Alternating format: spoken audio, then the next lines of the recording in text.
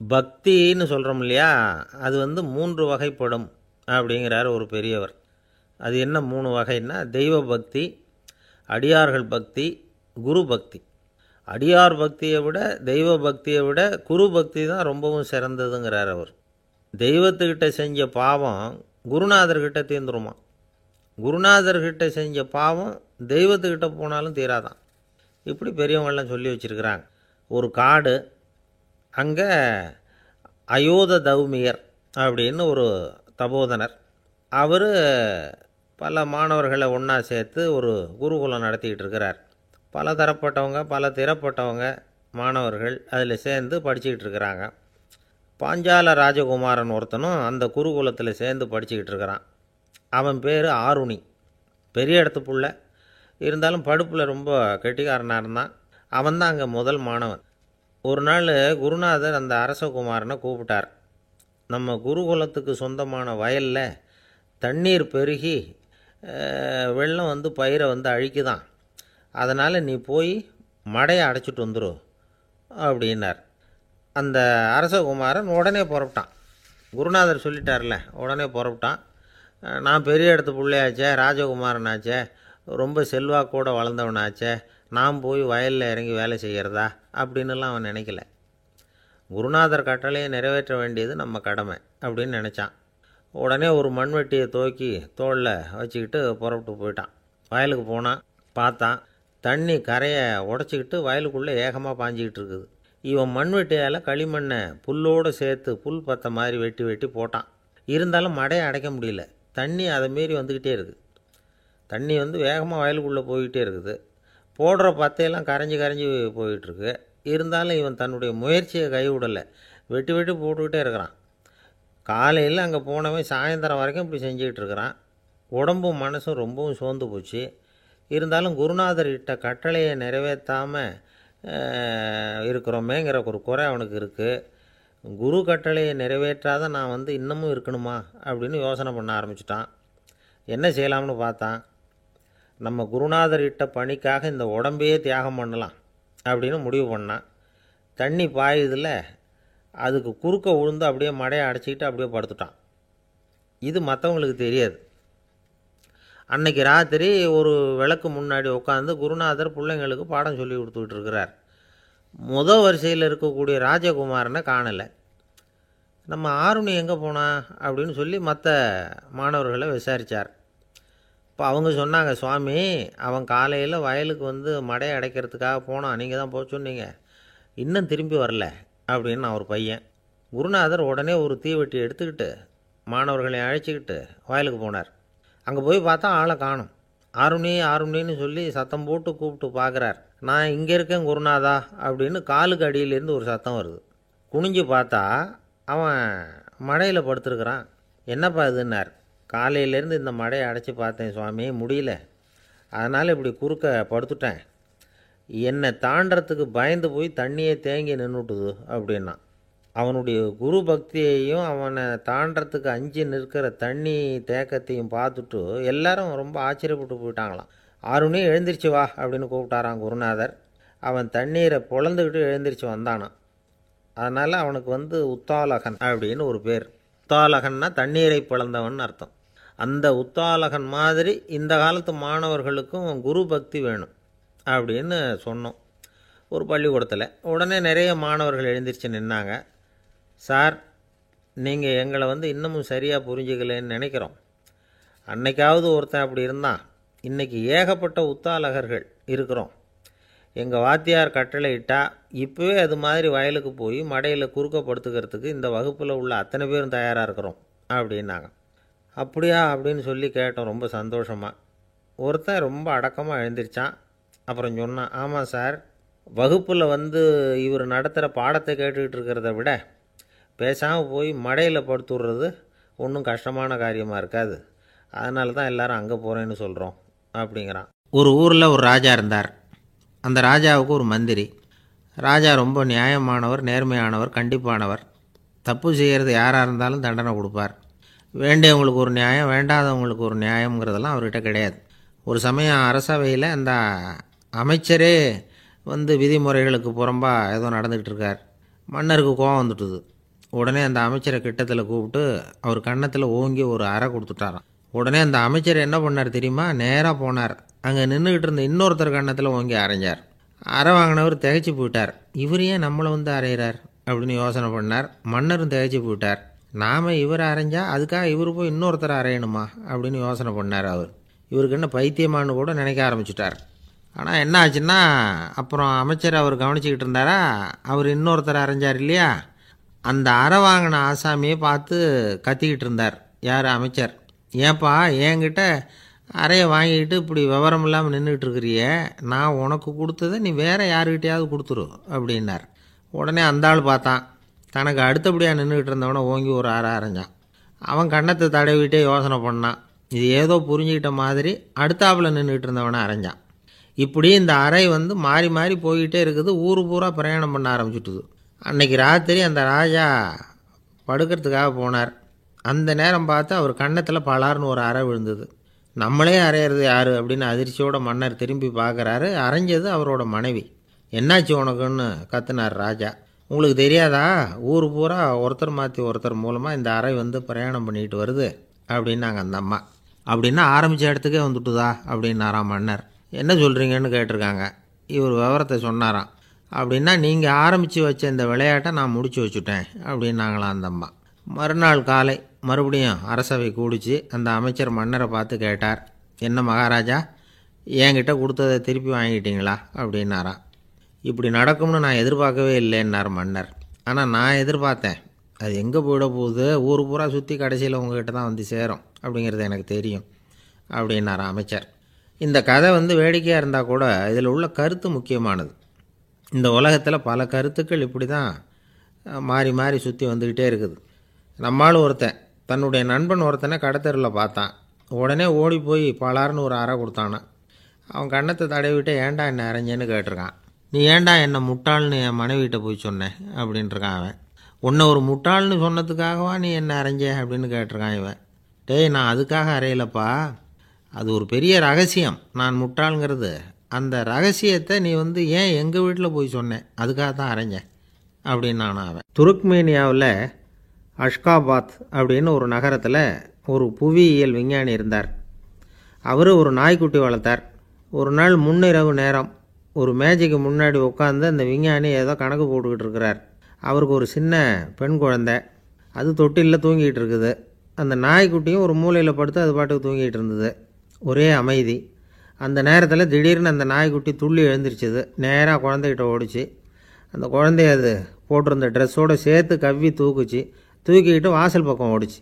நாய்க்குட்டி குழந்தைய கவ்வி தூக்க முடியுமாங்கிற சந்தேகம் உங்களுக்கு இல்லையா? நீங்கள் வந்து நம்ம ஊர் நாய்க்குட்டியவே பார்த்து பழக்கப்பட்டிருக்கீங்க. அதனால் நம்புறதுக்கு சிரமமாக இருக்கும். அந்த ஊர்லெலாம் அது வந்து ரொம்ப ஸ்ட்ராங்காக இருக்கும். ஒரு ஏதோ கண்ணுக்குட்டி மாதிரி இருக்கும். விஞ்ஞானி அதை பார்த்துட்டார். உடனே அந்த நாய்க்கு வந்து வெறி பிடிச்சிட்டுதுன்னு முடிவு பண்ணிவிட்டு தன்னோட கை துப்பாக்கி எடுத்துக்கிட்டு ஓடி வந்தார். அவர் வெளியில் வந்து நாய்க்குட்டி எங்கே அப்படின்னு பார்த்து தேடுறார். அந்த நேரத்தில் அந்த வீடு வந்து இடிஞ்சு விழுது. காரணம் பூமி அதிர்ச்சி. இப்படி பூமி அதிர்ச்சி உண்டாக போகுதுங்கிறது அந்த நாய்க்குட்டிக்கு முன்னாடியே தெரிஞ்சு போச்சு. அதுதான் குழந்தைய தூக்கிட்டு வெளியில் ஓடி வந்திருக்குது. அது மூலமாக அந்த குடும்பத்தையே காப்பாற்றிருக்குது அந்த நாய்க்குட்டி. இந்த சம்பவம் நடக்கிறதுக்கு 3 நாளைக்கு முன்னாடியே சில பிராணிகளுக்கு இப்படி நடக்க போகுதுங்கிறது தெரிஞ்சிருக்குதான். ஆமாம், அந்த நகரத்தில் 3 நாளைக்கு முன்னாடியே பாம்பு, பல்லி இதெல்லாம் அது தங்கியிருந்த வலையை விட்டு வெளியில் ஓடி வந்துட்டுது. அதே மாதிரி அங்கே இருந்த புறாவெல்லாம் பறந்து போயிடுச்சான். இதே மாதிரி யுகோஸ்லோவியாவில் கூட ஒரு நகரம், அங்கே ஒரு நாள் ராத்திரி ஒரு மிருக காட்சி சாலையில் திடீர்னு ஒரு பெரிய கலவரம், கூச்சல், குழப்பம். அங்கே இருந்த கழுதை, புலி, யானை, பறவை எல்லாம் கண்ணாபின்னான்னு கத்த ஆரம்பிச்சுட்டுது. நீர் யானை அதுக்குன்னு போடப்பட்டிருந்த தடுப்பையே தாண்டி குதித்து வெளியில் வந்துட்டு தான். மறுநாள் தான் எல்லாருக்கும் விஷயம் புரிஞ்சுது. அடுத்த நாள் காலையில் அங்கே பூமி அதிர்ச்சி உண்டாயிட்டுது.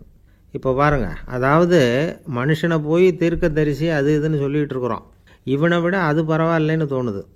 அதாவது மிருகங்கள் ஒன்று நடக்க போகுதுங்கிறத முன்னாடியே புரிஞ்சுக்குதே. சரி, இதெல்லாம் எப்படி அது முன்கூட்டி புரிஞ்சுக்குது? அதுதான் படைப்பு ரகசியம். அதை கண்டுபிடிக்கிறதுக்கு தான் மனுஷன் வந்து ஆராய்ச்சி பண்ணிகிட்டு இருக்கிறான். விஞ்ஞானிகளோட ஆராய்ச்சியெல்லாம் ஒரு பக்கம் இருக்கட்டும், வீட்டுக்குள்ளேயே சில ஆராய்ச்சி பண்ணி பாருங்களேன். இப்போ சில யோசனை சொல்லி அதை சோதனை பண்ணி பாருங்க அப்படின்னு ஒருத்தர் சொன்னாராம். அதாவது இப்போ மழை வருமா வராதா அப்படின்னு தெரிஞ்சுக்கணுமா, உடனே ஒரு பூனைக்குட்டி பின்னாடியே மெதுவாக போய் அது என்ன செய்யுதுன்னு கவனித்து பார்க்கணும். பூனைக்குட்டி தன்னோட பாதத்தினால சுகத்தில் வந்து அப்படி கீறிக்கிட்டு இருக்கும். அப்படி கீறினா கண்டிப்பாக மழை வரும். சில சமயம் பூனைக்குட்டி அப்படி மல்லாந்து படுத்துக்கிட்டு பாதத்தை உயர தூக்கும், அப்படியும் இப்படியும் புரளும். இப்படி செஞ்சதுன்னா அன்னைக்கும் மழை இருக்காது. அதனால் முன்னாடி இருந்தது மழை வர்றதுக்கு அறிகுறி, இது மழை இல்லைங்கிறதுக்கு அறிகுறி. பறவைகள் பிராணிகள் இதுகளோட நடவடிக்கைகளை பார்த்துட்டு அதையெல்லாம் அடிப்படையாக வச்சு தான் காலநிலையை கண்டுபிடிக்கிற கருவிகளை கண்டுபிடிச்சிருக்கிறாங்க. வாத்து இருக்குல்ல, சில சமயம் தன்னோட அலகை தன்னோட இறகுகளில் அப்படியே புதைச்சிக்கும். அப்படி செஞ்சால் குளிர்காலம் வரப்போகுதுன்னு அர்த்தம். பருவநிலை குளிராக மாறப்போகுதுங்கிறதுக்கு இதுதான் அறிகுறி. சிட்டுக்குருவி இருக்குதுல்ல, அதெல்லாம் புழுதியில் உழுந்து புரளும், சிறகுகளை வந்து படபடன்னு அடிச்சுக்கும். அப்படி செஞ்சால் மழை வரப்போகுதுன்னு அர்த்தம். ஒன்று மட்டும் நாம் நல்லா தெரிஞ்சுக்கணும், இயற்கையின் சீற்றம்னு சொல்கிறோம் இல்லையா, இயற்கை ஏன் நம்ம மேலே கோவப்படுது? இயற்கையை நாம் அனுசரித்து போகிறதில்ல, அதனால் கோவப்படுது. காடுகளை அழிக்கப்படாது, விலங்குகளை கொல்லக்கூடாது, இயற்கை ஏற்படுத்தி வச்சுருக்கிற சமநிலையை கெடுக்கக்கூடாது. அதை புரிஞ்சுக்கிட்டு வாழ்ந்தோம்னா பூமியும் நடுங்காது, நாமளும் நடுங்க வேண்டிய அவசியம் இருக்காது. ஒருத்தர் இருந்தார், சாராய கடைக்கு போனாராம், நிறைய சாப்பிட்டார். அப்புறம் சொன்னார், இது ரொம்ப அற்புதமான சரக்கு போல் இருக்குது, உள்ளே போன உடனே இந்த பூமியே நடுங்கிறது மாதிரி இருக்குது எனக்கு அப்படின்னாராம். இதுக்கு கடைக்காரர் சொல்லியிருக்கார், நீங்கள் சாப்பிட்டது வெறும் பச்சை தண்ணி தாங்க, இப்போ ஏற்பட்டிருக்கிறது நிஜம் பூமி அதிர்ச்சி அப்படின்னாராம். இந்த உலகத்தில் நாம் நல்லபடியாக இருக்கணும்னா அதுக்கு முக்கியமாக தேவைப்படுறது ரெண்டு. ஒன்று செல்வம், இன்னொன்று அறிவு. சரி, இது ரெண்டில் சிறந்தது எது அப்படின்னு ஒரு கேள்வி கேட்டால் என்ன பதில் சொல்கிறது? இதே கேள்வியை ஹஸ்ரத் அலி அவர்கள்கிட்ட கேட்டாங்களாம். அவர் ஒரு பெரிய அறிஞர். கேள்வி கேட்டவங்களும் சாதாரண ஆட்கள் இல்லை, இவங்களும் அறிஞர்கள். ஒரு நாள் ஹஸ்ரத் அலி அவர்கள்கிட்ட 10 அறிஞர்கள் வந்தாங்களாம். ஐயா, நாங்கள் 10 பேரும் உங்ககிட்ட ஒரே கேள்வியை தான் கேட்க வந்திருக்கிறோம், ஆனால் எங்கள் 10 பேருக்கும் நீங்கள் தனித்தனியாக பதில் சொல்ல முடியுமா அப்படின்னு கேட்டிருக்காங்க. அதாவது அவங்க ஒரே கேள்விக்கு இவர்கிட்ட இருந்து 10 விதமான பதில் எதிர்பார்க்குறாங்க. சரி கேளுங்க, என்ன கேள்வி அப்படின்னார் அவர். அப்போ தான் அவங்க கேட்டாங்களாம், செல்வம் அறிவு இது ரெண்டில் சிறந்தது எது? இதுதான் கேள்வி. ஹஸ்ரத் அலி என்ன பண்ணார் தெரியுமா?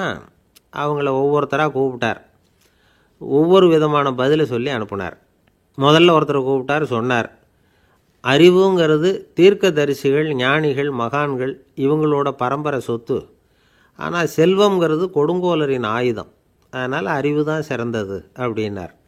ரெண்டாவது ஆளை கூப்பிட்டார், உங்ககிட்ட செல்வம் இருந்தால் நீங்கள் தான் அதை காப்பாற்றணும், ஆனால் அறிவு வந்து உங்களை எப்பவும் காப்பாற்றும், ஆகவே அறிவு தான் சிறந்தது அப்படின்னார். மூணாவது ஆளை கூப்பிட்டார், செல்வந்தனுக்கு எப்போதும் விரோதிகள் அதிகம், ஆனால் அறிஞனுக்கு நண்பர்கள் அதிகம், அதனால் அறிவு தான் சிறந்ததுன்னார். அடுத்தவரை கூப்பிட்டார், செல்வம் அடுத்தவங்களுக்கு கொடுக்க கொடுக்க குறையும், ஆனால் கல்விங்கிறது அதிகரிச்சுக்கிட்டே வரும், கொடுக்கறதுனால குறையாது, அதனால் அறிவு தான் சிறந்ததுன்னார். இன்னொருத்தரை கூப்பிட்டார், அறிவுள்ளவன் எப்பவும் வந்து அதை அடுத்தவங்களுக்கு வாரி வழங்கிக்கிட்டே இருப்பான், அதனால் அவங்ககிட்ட தாராளத்தன்மை இருக்கும், ஆனால் செல்வந்தன்கிட்ட கஞ்சத்தனம் தான் இருக்கும், அதனால் அறிவு தான் சிறந்ததுன்னார். ஆறாவது நபரை கூப்பிட்டார், செல்வத்தை வந்து கள்வர்கள் திருடிட்டு போக முடியும், ஆனால் அறிவை வந்து அப்படி திருடிட்டு போக முடியாது அப்படின்னார். ஏழாவது நபரை கூப்பிட்டார், செல்வம் வந்து கால ஓட்டத்தில் அழிஞ்சிரும், ஆனால் அறிவை வந்து கால ஓட்டம் ஒன்றும் பண்ண முடியாது, ஆகவே அறிவே சிறந்ததுன்னார். எட்டாவது ஆளை கூப்பிட்டு சொன்னார், செல்வத்துக்கு எப்பவும் எல்லை உண்டு, நிறை உண்டு, அளவு உண்டு, கணக்கு உண்டு, ஆனால் அறிவுக்கு அப்படிப்பட்ட எல்லை எதுவும் கிடையாது, அதனால் அதுதான் சிறந்ததுன்னார். அடுத்தவனை கூப்பிட்டார், செல்வம் வந்து உள்ளத்தில் உள்ள ஒளியை வந்து போக்கிவிடும், இருட்டை உண்டாக்கிவிடும், விரிந்த மனப்பான்மையை வந்து குறுகலாக்கிவிடும், ஆனால் அறிவு அப்படி இல்லை, இருண்ட உள்ளத்தில் ஒளியை பாய்ச்சி அதை விசாலப்படுத்துது, அதுதான் சிறந்ததுன்னார். கடைசியாக 10வது நபரை கூப்பிட்டார், செல்வம் வந்து மனசில் செருக்கை உண்டாக்குது, ஆணவத்தை ஏற்படுத்துது, அதனால் நானே கடவுள்னு நினைக்கிற அளவுக்கு மனுஷனை வந்து தாழ்த்தி விடுது, ஆனால் அறிவு வந்து பணிவையும் பண்பாட்டையும் வளர்க்குது, அதனால் அறிவு தான் சிறந்ததுன்னார். ஆக இப்படி 10 பேருக்கும் 10 விதமாக பதில் சொன்னது மூலமாக ஹஸ்ரத் அலி அவர்கள் அறிவு தான் செல்வத்தை விட சிறந்தது அப்படிங்கிறதுக்கு 10 காரணங்களை சுட்டி காட்டியிருக்கார். அந்த அறிஞர் 10 பேர் கேட்ட ஒரே கேள்விக்கு 10 பதில் சொன்னார். நமக்கு வேண்டிய ஒருத்தர் 10 பேர் கேட்ட கேள்விக்கு ஒரே பதில் சொல்லி சமாளித்தார். கேள்வி என்ன தெரியுமா? என்கிட்ட வாங்கின கடனை எப்போயா திருப்பி கொடுக்க போகிற? இதுதான் அந்த 10 பேரும் கேட்ட ஒரே கேள்வி. இந்த மாதம் 26ஆம் தேதி தந்துடுறேன் அப்படிங்கிற ஒரே பதில் சொல்லி அவ்வளவு பேரையும் இவர் அனுப்பி வச்சுட்டாராம். எல்லாரும் போனதுக்கப்புறம் இவரை தனியாக கூப்பிட்டு கேட்டிருக்கிறாங்க, அது என்ன சார் கணக்கு 26ஆம் தேதி அன்னைக்கு என்ன அதிசயம் நடக்க போகுது அப்படின்னு கேட்டிருக்காங்க. அதிசயம் அன்னைக்கு இல்லை, அதுக்கு நாளே நடக்க போகுதுன்னாராம். விவரமாக சொல்லுங்கன்னு இருக்காங்க. வேறு ஒன்றும் இல்லைங்க, 26ஆம் தேதி தானே எல்லாரையும் வர சொல்லியிருக்கிறேன், அதுக்கு நாளே நான் புறப்பட்டு தலைமறைவாயிட போகிறேன் அப்படின்னாராம். ரொம்ப பெருமையாக. ஒரு ராஜா இருந்தார். நாடு பூராவும் நிறைய மரங்களை நட்டு வளர்க்கணுங்கிறது அவரோட ஆசை. தானே அதுக்கு முன்மாதிரியாக இருக்கணும்னு நினச்சார். அரண்மனையை சுற்றி மரங்களை நட்டு வளர்த்தார். இதை பார்த்துட்டு ஜனங்களும் அவங்கவுங்க வீட்டை சுற்றி மரக்கன்றுகளை நட்டு வளர்த்தாங்க. கொஞ்ச காலத்தில் ஊர் பூரா பசுமையாக மாறிச்சு. எல்லாருக்கும் சந்தோஷமாக இருந்தது. இது ஒரு பக்கம் இருக்கட்டும். இப்போ நான் சொல்ல போகிற கதை வேறு. அதாவது அந்த ராஜா ஒரு நாள் தன்னுடைய அரண்மனையை சுற்றி இருக்கிற விதவிதமான மரங்களை எல்லாம் போய் பார்த்தார். எப்படி இருக்கிறீங்க அப்படின்னு ஒவ்வொரு மரத்துக்கிட்டையும் விசாரித்தாராம். எந்த மரமும் சந்தோஷமாக இருக்கிறதா தெரியல. அது அதுக்கும் மனசில் ஒரு குறை. முதல்ல ஆலமரத்துக்கிட்ட போனார். அது சொல்லிச்சு, மண்ணா நான் நல்லா பெருசாக வளர்ந்துருக்கிறேன், அடர்த்தியாக இருக்கிறேன், கிளையெல்லாம் 4 பக்கமும் நல்லா படர்ந்து தான் இருக்குது, இருந்தாலும் எந்த பிரயோஜனமும் இருக்கிறதா தெரியல எனக்கு. என்னுடைய பழம்லாம் ரொம்ப சின்னதாக இருக்குது, என் கண்ணுக்கு சரியாக புலப்பட மாட்டேங்குது. நான் இருக்கிற சைஸுக்கு என்னுடைய கிளையில் இருக்கிற பழம்லாம் எவ்வளோ பெருசாக இருக்கணும், அது இத்தினூண்டு இருக்கிறது எனக்கு பெரிய அவமானமாக இருக்குது. இப்படி இங்கே நின்றுக்கிட்டு இருக்கிறதே ரொம்ப கூச்சமாக இருக்குது. ஒரு நல்ல புயல் வந்ததுன்னா பேசாமல் சாஞ்சு விடலாமான்னு பார்க்குறேன் அப்படின்னு புலம்புது ஆலமரம். சரி இருக்கட்டும்னு நினச்சிக்கிட்டு ராஜா அடுத்தபடியாக ஒரு அத்தி மரத்துக்கிட்ட போனார். அதுவும் புலம்ப ஆரம்பிச்சுட்டுது. நான் கூட பெரிய மரம்தான், இல்லை இலையெல்லாம் அழகாக தான் இருக்குது, பழம் அழகாக இருக்குது, இருந்தாலும் உள்ள விஷயம் இல்லையே, அத்தி பழத்தை புட்டு பார்த்தா அத்தனையும் சொத்தை அப்படின்னு பழமொழியே உண்டாயிட்டுதே, இப்படி ஒரு கெட்ட பேரோடு நான் இருக்கணுமா அப்படின்னு புலம்புது அது. சரி இது இருக்கட்டும் அப்படின்னு சொல்லி அடுத்தபடியாக வேப்ப மரத்துக்கிட்ட போனார். அது தன்னுடைய வேதனையை வெளியிட்டது. எனக்கு எவ்வளவோ மருத்துவ குணங்கள்லாம் இருக்கிறதா சொல்லிக்கிறாங்க, இருந்தாலும் என்ன பிரயோஜனம், என்னுடைய பழத்தை மனிதர்கள் யாரும் விரும்பி சாப்பிட்றது இல்லையே அப்படின்னுது. ராஜா அடுத்தாப்புல இருந்து ஒரு பனை மரத்துக்கிட்ட போனார். நான் நல்லா உயரமாக தான் வளர்ந்துருக்கிறேன், மற்ற மரங்கள்லாம் என்னை அண்ணாந்து தான் பார்க்கணும், இருந்தாலும் என்கிட்ட நிழலுக்காக யாரும் ஒதுங்கிறது இல்லையே அப்படின்னுது. என்ன இது எல்லா மரமும் இப்படி திருப்தி இல்லாமல் இருந்துக்கிட்டு இருக்குதே அப்படின்னு நினச்சிக்கிட்டே ராஜா அடுத்தபடியாக அங்கே இருந்த ஒரு பைன் மரத்துக்கிட்ட போனார். அழகாக உயரமாக பசுமையாக தான் இருந்தது, ஆனால் பழமோ பூவோ கிடையாது. அதை நினச்சி அது வருத்தப்பட்டுக்கிட்டு இருக்குது. ஓக் மரம் அது ஒன்று நின்றுட்டு இருந்தது. அது என்ன சொல்லிச்சுன்னா, இலையுதிர் காலத்தில் என் மேலே இருக்கிற எல்லா இலைகளும் உதிர்ந்து போடுது, முடி கொட்டின மனிதர்கள் மாதிரி மொட்டையாக நான் நிற்க வேண்டியிருக்குது, என்ன வாழ்க்கை இது அப்படின்னு சொல்லி அழுத்துக்கிட்டது. சரி புளிய மரம் என்ன சொல்லுது பார்ப்போம்னு அதுக்கிட்ட போனால், என்னுடைய நிழலில் யாருமே தங்க மாட்டாங்க, உடம்புக்கு சூடுன்னு ஒதுங்கி போயிடுவாங்க, அடிமரத்தை பார்த்திங்கன்னா பட்டையெல்லாம் உறிஞ்சி பார்க்குறதுக்கே கேவலமாக இருப்பேன் அப்படின்னுது அது. முருங்கை மரம் என்ன சொல்லிச்சு தெரியுமா, என்னுடைய இலை காயெல்லாம் சாப்பிட்றவங்களுக்கு சத்து கொடுக்கறது வாசம்தான், ஆனால் என் உடம்புல சத்தே கிடையாது, கொஞ்சம் வேகமாக காற்று அடிச்சதுன்னா முறிஞ்சி விழுந்துடுறேன், என்ன வாழ்க்கை இது அப்படின்னு சொல்லி அது வருத்தப்பட்டது. ராஜா யோசனை பண்ணார், என்ன இது மரங்கள் பூமியின் வரங்கள்னு சொல்கிறோம், மழை பெய்யறதுக்கு அதுதான் காரணம், பூமி செழிப்பாக இருக்கிறதுக்கும் அதுதான் காரணம், வீடு கட்டுறதுக்கு மரம், நாற்காலி செய்ய உபயோகப்படுத்துறதுக்கும் அதுதான் உபயோகப்படுது, மனுஷனுக்கு வேண்டிய ஆகாரங்களையும் கொடுக்குது, இப்படிலாம் இருந்தும் எல்லா மரமும் நிம்மதி இல்லாமல் இருந்துக்கிட்டு இருக்குதே அப்படின்னு நினச்சார். அப்போது அங்கே இருந்த ஒரு மகிழ மரம் அவர் கண்ணில் பட்டுது. அந்த மரம் மட்டும் கொஞ்சம் நிம்மதியாக மகிழ்ச்சியாக இருக்கிறது மாதிரி தெரிஞ்சுது. உடனே ராஜா அதுக்கிட்ட போனார். உனக்கு மனசில் எதுவும் குறை இல்லையான்னு கேட்டார். இல்லை நான் சந்தோஷமாக தான் இருக்கேன்னு அந்த மகிழ மரம். அப்படியான்னு ஆச்சரியமாக கேட்டார் ராஜா. ஆமாம் மன்னா, இந்த இடத்துல நீங்கள் ஒரு முருங்கை மரத்தையோ வேப்ப மரத்தையோ கூட நட்டிருக்கலாம், ஆனால் இந்த இடத்துல நடுறதுக்கு என்ன தேர்ந்தெடுத்துருக்குறீங்க, அதுவே எனக்கு பெருமை, அதுவே எனக்கு திருப்தி அப்படின்னு தான் மகிழ மரம். மகிழ மரம் சாதாரணமாக தான் இருக்கும், இளம் மஞ்சள் நிறத்தில் பூக்கள், அது காய்ந்தும் மனம் வீசும். மகிழ மரம் மாதிரி மன திருப்தியோடு வாழறதுக்கு நாம் கற்றுக்கணுமா. நாம் இந்த உலகத்தில் ஒரு நாயாவோ நரியாவோ கூட பிறந்திருக்கலாம், மனுஷனாக பிறந்திருக்கிறோம், அதுவே பெருமை தானே. இந்த நிறைவு தான் மகிழ்ச்சியின் ரகசியம். ஒரு பையன் அப்பா கிட்ட போய், அப்பா நீங்கள் இந்த உலகத்தில் ஒரு மனுஷனாக பிறந்தது என்னோட அதிர்ஷ்டம் நானா. ஏண்டா அப்படி சொல்கிறேன்னு இருக்கார் அப்பா. நீங்கள் ஒரு கரடியாக பிறந்திருந்தா இந்நேரம் நானும் ஒரு கரடி குட்டியாக தானே இருந்திருப்பேன் அப்படின்னு நானா பையன்.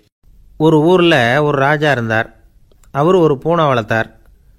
ரொம்ப செல்லமாக அவர் அந்த பூனையை வளர்த்தார். அவர் என்ன பண்ணுவார் தெரியுமா? இரவு நேரத்தில் அந்த பூனையோட தலையில் ஒரு விளக்கை வச்சுருவார். அந்த பூனை ரொம்ப ஜாக்கிரதையாக அந்த விளக்கு கீழே விழுந்துடாமல் பார்த்துக்கும்.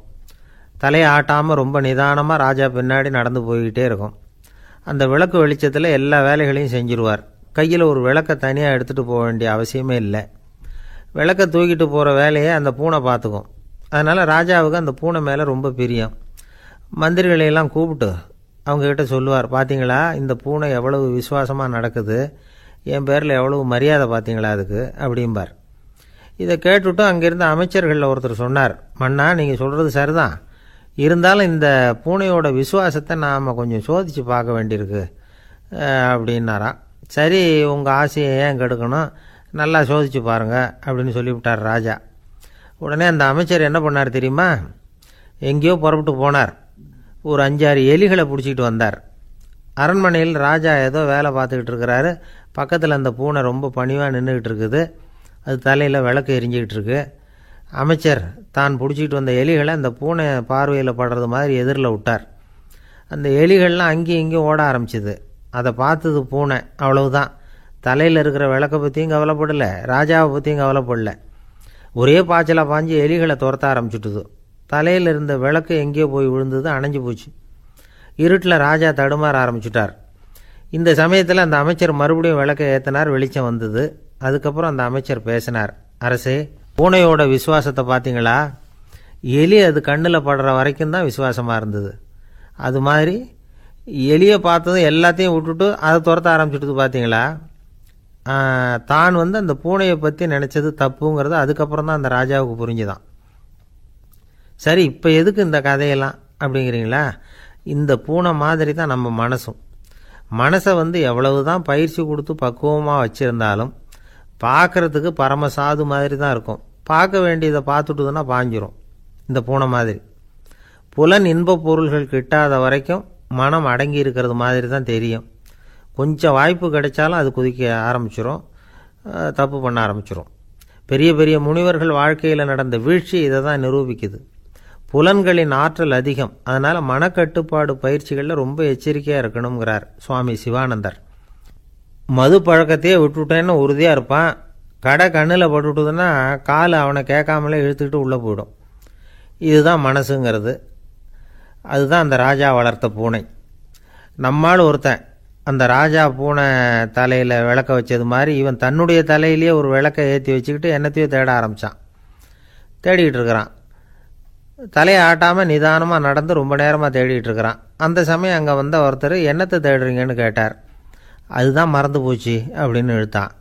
சரி, கொஞ்சம் இப்படி உட்காருங்க, ஞாபகம் வந்ததும் தேட ஆரம்பிக்கலாம் அப்படின்னார் அவர். இவன் கொஞ்ச நேரம் உட்காந்து யோசித்தான். அப்புறம் திடீர்னு எழுந்திரிச்சான். ஞாபகம் வந்துட்டுதுன்னா. என்னன்னு கேட்டார். எங்கள் வீட்டில் இருந்த விளக்கை எங்கே வச்சேன்னு தெரியல, அதை தான் தேடிக்கிட்டு இருக்கிறேன், ஏற்றி வைக்கலாம்னு பார்க்குறேன் அப்படின்னா. ஒரு இலக்கிய கூட்டம் ஏற்பாடு பண்ணியிருக்கிறோம், நீங்கள் அவசியம் அதில் பேசணும் அப்படின்னு கேட்டுக்கிட்டார் ஒருத்தர். வேணாங்க, 4 பேருக்கு முன்னாடி நிற்கிறதுனா எனக்கு ரொம்ப கூச்சமாக இருக்கும் அப்படின்னாரு இவர். ஏன் சார் இன்னமும் குழந்த மாதிரி கூச்சப்படுறீங்களே அப்படின்னார் அவர். அவரை ஒரு மாதிரியாக சமாளித்து அனுப்பி வச்சுட்டு அதுக்கப்புறம் அதை பற்றி இவர் யோசித்து பார்த்துருக்கார். சில நிபுணர்கள் எழுதியிருக்கிறத படித்தும் பார்த்துருக்கிறார். மனோதத்துவ நிபுணர்கள் என்ன சொல்கிறாங்க தெரியுமா? 10-20% குழந்தைகள் பிறக்கிறப்பவே கூச்ச சுபாவம் கொண்டதாக தான் இருக்குதான். ஒரு தாத்தா தன்னோட பேர பிள்ளைய ஆசையாக கூப்பிடுறார் விளையாட்டு காட்ட, அதை அழுதுகிட்டு ஓடி போகுது. ஒரு அம்மா தன்னோட பிள்ளைய பள்ளிக்கூடத்தில் சேர்க்கறதுக்காக கூப்பிட்டுக்கிட்டு போகிறாங்க. அந்த பிள்ளை அம்மாவோட முந்தானையில் ஒளிஞ்சிக்கிட்டு வெளில வரமாட்டேங்குது. இவங்களெல்லாம் எப்படி சமாளிக்கிறது? குழந்தைகளோட கூச்ச சுபாவத்தை போக்குறது எப்படி? இதுக்கு நிபுணர்கள் சில யோசனைகளை சொல்லியிருக்கிறாங்க. மற்றவங்களுக்கு முன்னாடி என் பையனுக்கு கூச்சம் ரொம்ப அதிகம் சார், மற்றவங்க பார்த்தா ரொம்ப வெக்கப்படுறான், இப்படி சொல்கிற அப்பாக்கள் உண்டு. என் பையன் புது மனுஷாலை பார்த்தா அட்டையாக ஒட்டிக்குவான் சார் அப்படின்னு சொல்கிற அப்பாக்களும் உண்டு. இப்படிலாம் குழந்தைகளுக்கு முத்திரை குத்துறது ரொம்ப தப்பான். புதுசாக யாராவது வீட்டுக்கு வந்தால் குழந்தை தானாக தன்னோட கூச்சத்தையும் பயத்தையும் போக்கிக்கிட்டு சகஜமாக மாறி வர்றதுக்கு வாய்ப்பு கொடுக்கணுமா. ஒரு கூட்டத்துக்கோ அல்லது சொந்தக்காரங்க கல்யாணத்துக்கோ குழந்தைய அழைச்சிட்டு போகிறீங்க, அங்கே போய் கட்டாயப்படுத்தி குழந்தைய மற்றவங்க கிட்ட பேச சொல்லக்கூடாது. சில சமயம் குழந்தை தானாக தன்னுடைய கூச்ச சுபாவத்தை விட்டு பேசுகிறதுக்கு முன் வந்தால் அதை பாராட்டணும். குழந்தை கலகலப்பு இல்லாமல் மௌனமாக இருந்ததுன்னா அதையும் கண்டுக்கக்கூடாது. குழந்தை பேச ஆரம்பித்தா அதை ஆர்வத்தோடு கவனிக்க தெரியணும். கலந்து உரையாடுற பழக்கத்தை வீட்லேயே ஆரம்பிக்கலாம். கேட்டதுக்கு பதில் சொல் அப்படின்னு நீங்கள் அதிகாரம் பண்ணிகிட்டு இருக்கக்கூடாது. அது குழந்தைக்கு பேசுகிற சந்தர்ப்பத்தை குறைச்சிருமா. இப்போ நாம் அதிகாரம் பண்ணால் கேலி செய்கிற பழக்கம் குழந்தைகளை ரொம்ப பாதிச்சிருமா. பெரியவங்களானதுக்கு அப்புறமும் சில பேர் கூச்சத்தோடவும் பயத்தோடவும் இருக்கிறதுக்கு இதுதான் காரணம். சின்ன வயசில் அவங்கெல்லாம் ஏதாவது கேலிக்கு ஆளாகி இருப்பாங்க. ரெண்டாவது குழந்தை மூத்த குழந்தைய கேலிக்கு ஆளாகிற சந்தர்ப்பங்களை கண்டு கேலி பண்ணினா அது இளம் நெஞ்சங்களை விட்டு நீங்கிறதே இல்லையா. எப்பவும் குழந்தையோட நடை உடை பாவனைகளை பற்றி சொல்லிக்கிட்டே இருக்கக்கூடாதான். அதுவே கூச்ச சுபாவத்தை கொண்டுட்டு வந்துடுமா. அப்பா எங்கேன்னு யாராவது கேட்டால் இது மாதிரி இன்ன காரியத்துக்காக வெளியில் போயிருக்கார், இத்தனை மணிக்கு திரும்பி வருவார் அப்படின்னு சொல்கிற அளவுக்கு குழந்தைகளை பழக்கப்படுத்தி வைக்கணும். ஃபோன்லேயே யாராவது விசாரித்தா கூட இது மாதிரி பதில் சொல்லு அப்படின்னு சொல்லணும். சின்ன சின்ன மீட்டிங்கில் 4 வார்த்தை பேச தயார் பண்ணலாம். ஒரு கடையிலையோ அல்லது ஹோட்டல்லையோ ஏதாவது விவரம் கேட்கணும்னா உங்கள் குழந்தைய தைரியமாக அனுப்புங்க. குழந்தைகள் பணிவாகவும் பொறுமையாகவும் விவரம் கேட்குறப்போ கூச்ச சுபாவம் தானாக போயிடும். சின்ன வயசுலேயே இப்படிலாம் பழக்கப்படுத்தினா தான் வருங்காலத்தில் தைரியமாக இந்த சமுதாயத்தில் வாழ முடியும். இல்லைன்னா 60 வயசுலேயும் அடுப்பங்கரையை விட்டு வெளில வர்றதுக்கு கூச்சப்பட்டுக்கிட்டு தான் இருக்க வேண்டியிருக்கும். இந்த காலத்து பிள்ளைங்க எவ்வளவோ பரவாயில்ல, எதுக்கும் தயங்கிறதில்ல, கூச்சப்படுறதில்ல. ஒரு அம்மா அடுப்பங்கரையிலேருந்து சத்தம் போட்டாங்க, டேய் ராமு, தயவு பண்ணி அந்த டிவியை நிறுத்துறா, அந்த பெண்ணோட குரல் மகா மோசம், அடுப்பங்கரையில் இருக்கிற என்னாலேயே அதை சகிச்சிக்க முடியல அப்படின்னாங்களாம். உடனே பையன் கொஞ்சம் கூட தயங்காமல் பதில் சொல்கிறான், அம்மா இந்த குரல் டிவியிலேருந்து வரல, எதிர்த்த விட்டு மாமி தான் இங்கே வந்திருக்கிறாங்க, அவங்க தான் இப்போ என்னோட பேசிக்கிட்டு இருக்கிறாங்க அப்படின்னு நானும். ஐயா உங்கள் பேரை தொடர்ந்து தினம் கேட்டுக்கிட்டு இருக்கிறேன் அப்படின்னார் ஒருத்தர். தொடர்ந்து கேட்குறீங்களே, உங்களுக்கு காது வலிக்கலையா அப்படின்னு கேட்டோம். பேசுகிற உங்களுக்கே வாய் வலிக்கலை அப்படிங்கிறப்போ கேட்குற எங்களுக்கு எப்படி காது வலிக்கும் அப்படின்னார். நம்ம உடம்புல ஒரு அதிசயம் என்ன தெரியுமா, ரொம்ப நேரம் நாம் நடக்கிறோம்னு வச்சுக்கோங்க, கால் வலிக்கும். ரொம்ப நேரம் வேலை செஞ்சால் கை வலிக்கும், உடம்பு வலிக்கும். ரொம்ப நேரம் பார்த்துக்கிட்டே இருந்தால் கண்ணு வலிக்கும். ரொம்ப நேரம் பேசிக்கிட்டே இருந்தால் வாய் கூட வலிக்கும். ஆனால் ரொம்ப நேரம் கேட்டுக்கிட்டே இருக்கிறதுனால காது வலிக்கிறதில்ல. அதனால் கேட்குறதுக்கு முக்கியத்துவம் கொடுத்தாங்க நம்ம பெரியவங்க. திருவள்ளுவர் தேவையில்லாமல் வார்த்தைகளை உபயோகப்படுத்த மாட்டார். ஒரு திருக்குறள்னு எடுத்துக்கிட்டாவே அதில் மொத்தம் 7 வார்த்தைகள், அவ்வளவுதான். அப்படி 7 வார்த்தைகள் மட்டுமே உள்ள ஒரு திருக்குறளில் வள்ளுவர் ஒரே வார்த்தையை 5 தடவை உபயோகப்படுத்தியிருக்கிறார், திரும்ப திரும்ப பயன்படுத்தியிருக்கிறார். அப்படின்னா அதை எந்த அளவுக்கு வலியுறுத்தி சொல்கிறார் அப்படிங்கிறத நாம் புரிஞ்சுக்கணும். அது என்ன குறள்? செல்வத்துள் செல்வம் செவிச்செல்வம், அச்செல்வம் செல்வத்துள் எல்லாம் தலை. செவிச்செல்வம்ங்கிறது அவ்வளவு முக்கியமானது. கற்றலின் கேட்டல் நன்று. அதிகம் கேட்கணுங்கிறதுக்காகத்தான் எவ்வளவு கேட்டாலும் காது வலிக்கிறதில்ல. குறைச்சலாக பேசணும், அதிகமாக கேட்கணும். இன்னொரு விஷயம் கவனிங்க, நம்ம உடம்பில் கண்ணுக்கு மூடி இருக்குது, எதையாவது நாம் பார்க்க விரும்பலைன்னா உடனே கண்ணை மூடிக்கலாம். நம்ம வாய்க்கு மூடி இருக்குது, பேச விருப்பம் இல்லையா, வாயை மூடிக்கலாம். மூக்குக்கு கூட மூடிக்கிற வசதி இருக்குது, எதையாவது முகர விருப்பம் இல்லையா, மூச்சை அடக்கிக்கலாம். ஆனால் பாருங்கள், காதுக்கு மூடி கிடையாது, அதை கையால் தான் மூட முடியும்.